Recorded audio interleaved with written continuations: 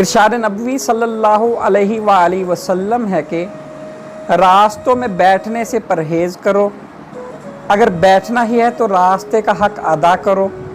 یعنی نیچی نظر رکھنا، کسی کو ایذا پہنچانے سے باز رہنا، سلام کا جواب دینا، نیک کام کا حکم دینا، برے کام سے منع کرنا، مصیبت زدہ کی فریاد رسی کرنا اور بھولے ہوئے کو راستہ بتانا۔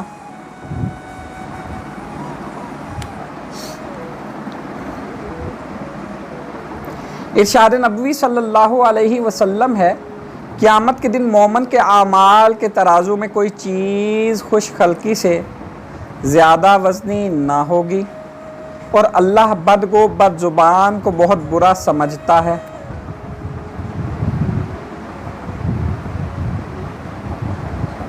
ارشاد نبوی صلی اللہ علیہ وسلم ہے، جس چیز میں فحش ہوگا اس کا انجام اس کے سوا کچھ نہیں کہ تباہ ہو، اور جس میں حیا ہے اس کا انجام اس کی زینت ہے۔ ارشاد نبوی صلی اللہ علیہ وسلم ہے، کوئی مرد دوسرے کے مقام سطر کی طرف نہ دیکھے، اور نہ کوئی عورت دوسری عورت کے مقام سطر کی طرف دیکھے، نہ کوئی مرد دوسرے مرد کے ساتھ بغل گیر ہو کر ایک ہی کپڑے میں سوئے، اور نہ کوئی عورت دوسری عورت کے ساتھ بغل گیر ہو کر ایک ہی کپڑے میں سوئے۔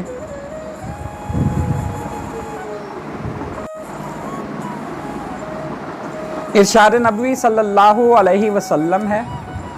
جس شخص نے اپنی زبان اور شرمگاہ کو قابو میں رکھا اس کے واسطے جنت کا ضامن ہوں۔ ارشاد نبوی صلی اللہ علیہ وسلم ہے،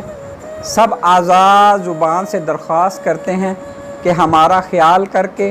خدا سے ڈرنا، اگر تو سیدھی رہی تو ہم بھی سیدھے رہیں گے، اگر تو ٹیڑھی ہو گئی تو ہم بھی ٹیڑھے ہو جائیں گے۔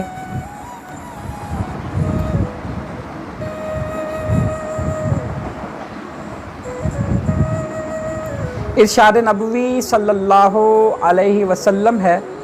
ایسا کوئی کام حلال نہیں جس سے کوئی گھبرائے یا ڈر جائے۔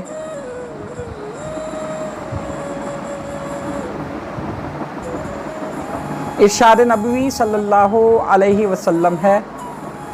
ایسا اشارہ بھی حرام ہے جس میں کسی کو رنج ہو، چہ جائے کہ کلام۔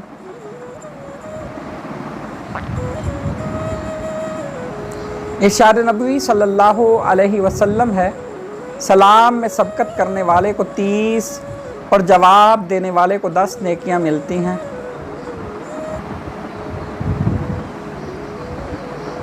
ارشاد نبوی صلی اللہ علیہ وسلم ہے، جو شخص سلام کرنے سے پہلے بات کرے اس کا جواب مت دو جب تک پہلے سلام نہ کر لے۔ فرمان خداوندی ہے، بہت بڑا گناہ یہ ہے کہ تم وہ بات کہو جو تم خود نہیں کرتے۔